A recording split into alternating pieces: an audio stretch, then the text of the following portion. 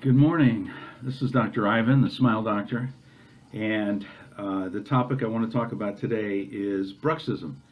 I did an informal survey of about, I'm going to say about 40 or 50 patients at the Midwest Dental Sleep Center, where I am a diplomat providing treatment for sleep apnea and upper airway obstruction. And what I find is there's so many patients that grind their teeth and don't know they grind their teeth. And that shocks me. I think bruxism is, and bite disorders in general, is probably the number one problem I see dentally after 35 years of dentistry. It's the most destructive thing there is, more destructive than cavities. I see people, for instance, like my sister, who was so afraid to do veneers and restore her teeth because she thought we were drilling off teeth. And I told her, I said, we're not actually drilling off teeth. We're going to add back teeth that you've ground down over the years. And I'm going to say she probably lost as much as 20 to 25% of the length of her teeth because of this terrible disease. I consider it a disease. The causes of the disease are much more controversial and harder to define. Whether it's an iatrogenic thing, or is it something that is triggered by the way our bites are. And that's another topic. I'd love to get into some orthodontic, orthognathic issues, but today, just realize that of the 40, it was 40-something people that I interviewed and asked them if they knew they grinded their teeth, and I asked them also if they had gone to their dentist within the last 6 months, and of course, most people say yes. We know that that's not necessarily true. The insurance industry has statistics on how many people miss their 6-month appointments, but it's quite often. And in my office, 90% of my patients come at least 3 times a year. So I have a very highly educated dental IQ for a dental population. But in general, if you go twice a year, you're at least part of the 50% of the population that goes to the dentist and is at least minimally taking care of your teeth. So of those people, 90% of them, 90% of the ones that I identified as bruxers did not know they were bruxers.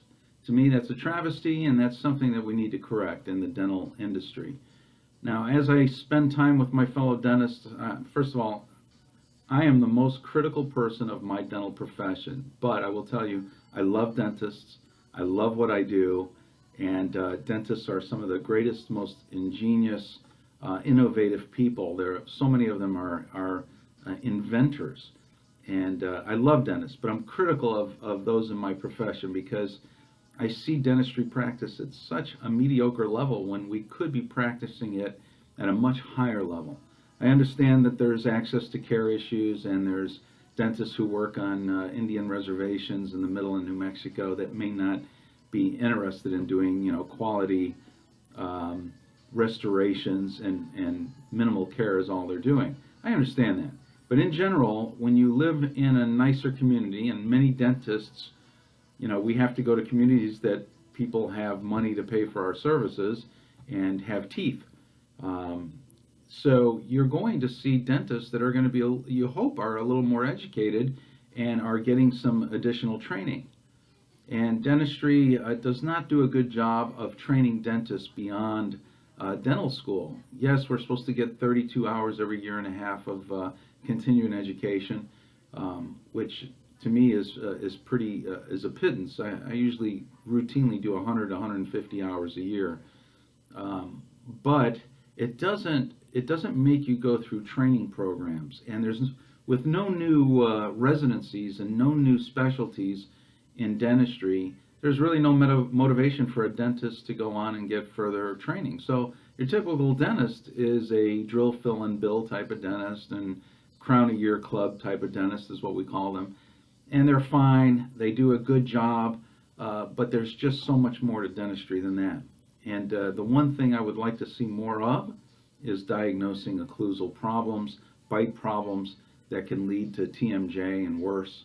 And as a sleep dentist, I find so many patients with jaw issues. and that could be easily corrected with some minor dental, or how about just protection, wearing a night guard. 75% of my patients wear night guards, and that's because we cannot control what we do when we're subconscious and or not conscious of what we're doing. We could be very well awake, not necessarily asleep, but we just don't know what we're doing. So that's the topic for today. Ask your dentist about bruxism, and I'll talk to you tomorrow. Bye.